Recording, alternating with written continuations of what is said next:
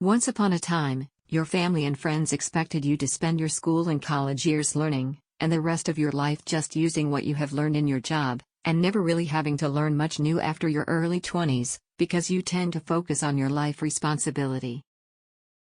Of course, owlets, we know that life isn't like that to be fulfilled in our work and our personal lives. We need to be working on and developing all kinds of skills all the time. This isn't anything new, it's just the way things are. What is a bit more recent is embracing the mindset of lifelong learning. Obviously, being more proactive about getting new skills whatever age we are. It brings us more opportunities like a better chance of being the best at our job, making a career change, or becoming an entrepreneur, or learning pretty much anything. Welcome owlets to our channel, where we believe never stop learning because life never stops teaching. If you're not a subscriber yet, you're missing out. So, whatever it is you want to learn, watch this video until the end, and you'll discover the approaches used by successful people on how to become a lifelong learner. Let's get straight to it and learn something new right now. Here are the 8 ways how to become a lifelong learner. Number 1. Be growth-oriented instead of goal-oriented. One of the mistakes many people make is they become goal-oriented. They say, okay, I'm going to reach this at a certain level, a certain age, a certain time. However, they tend to forget how to focus on the process of growing, and give most of their time on how to achieve their goals. After they have achieved their goals, they become complacent and reluctant.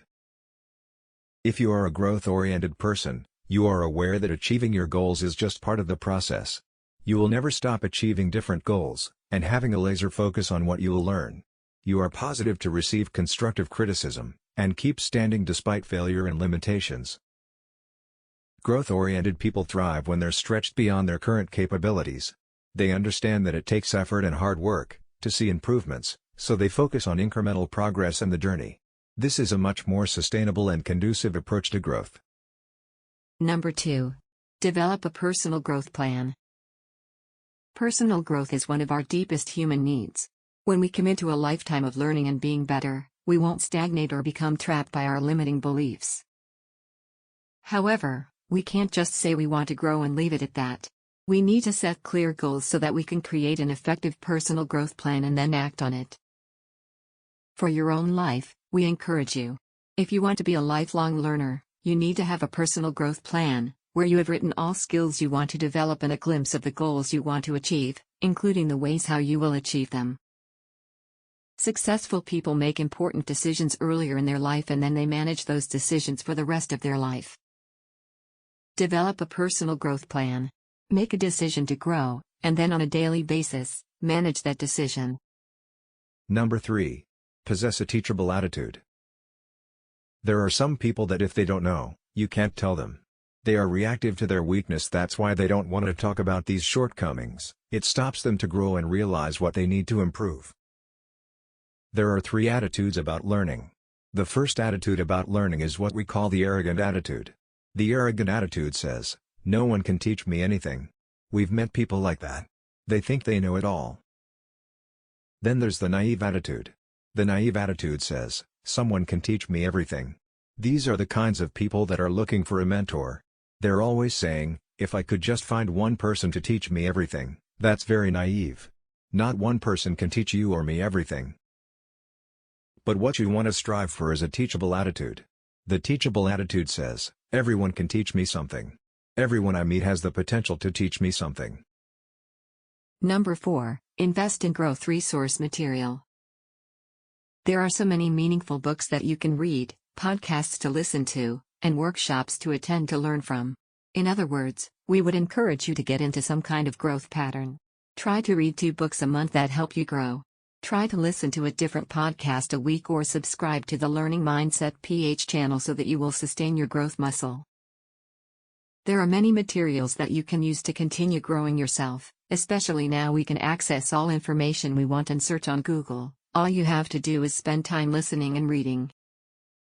Take it personally and have commitment. Later on in your life, you will see that the knowledge you have acquired compounds your mind, and all you must do is apply it to your life journey.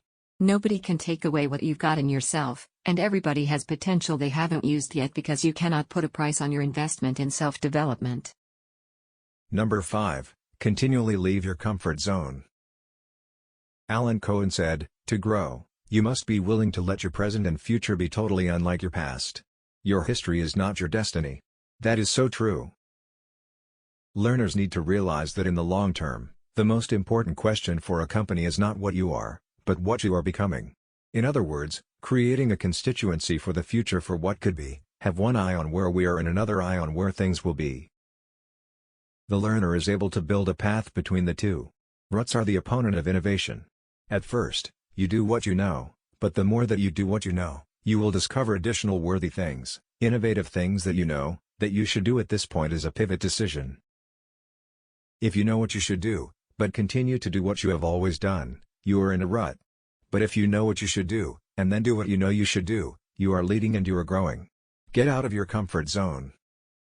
Number 6, capture what you learn. The number one time waster is looking for things that are lost. The number one thing that wastes our time is looking for things that at one time we had, but we lost. What we have discovered is if you want to be a lifelong learner, especially in the area of ideas and things that you read, is you have to have a process in which you read or a process where you keep what you've read so you don't have to look for it again. Again, when we read a book, we usually highlight it so that by the time we are looking for references in specific topics, we can easily find the information we have captured from the book we have read before, and consolidate it to form better thoughts and apply to the current circumstances and opportunities we are facing right now. Number 7, reflect on what you learn. We learn by experiences and mistakes. But, unless we question ourselves about what our experiences mean and think actively about them, basically has shown that we won't make any changes. Self-reflection enables you to move from just experiencing, into understanding. Take time to reflect on what you're learning. You see, reflection turns experience into insight. There's a phrase that says, "Experience is the best teacher." We want to tell you something. That's not true. Evaluated experience is the best teacher. We have known a lot of people who have had a lot of experiences, and they're not getting any better. Just because you're getting older, doesn't mean you're getting better. Evaluated experience is the ability to look at something you've ever experienced and evaluate it or reflect upon it. If you want to be a lifelong learner, that's a practice and the discipline that you want to create in your life. Number 8, share with others what you learned. Everyone you meet knows something you don't know, but need to know. Learn from them. If you want to be a lifelong learner, when you've learned something, turn around and share it with someone else. In your notes, a learner builds a reservoir of learning, but a leader builds a reservoir of learning and then becomes a river of learning to others. William Glasser explains the process of how we can learn better. 10% through reading, 20% through listening, 30% through observing, 50% through a combination of reading and listening, 70% if we discussed what we have learned with others, and 80% through our personal experience. Now notice this last one. William Glasser says, "But if you really want to learn, we learn 95% of what we teach to someone else." Learning greatly compounds when we take what we have learned and pass it on to others. And with that else, here we are at the end, and we're curious to know what new skills or subjects you would most like to learn at the moment, and what you want to use them for. Tell us all about it in the comments section below. Thank you for spending some time with us owlets. Make sure to like and subscribe, so you will never miss another learning video. See you again next time.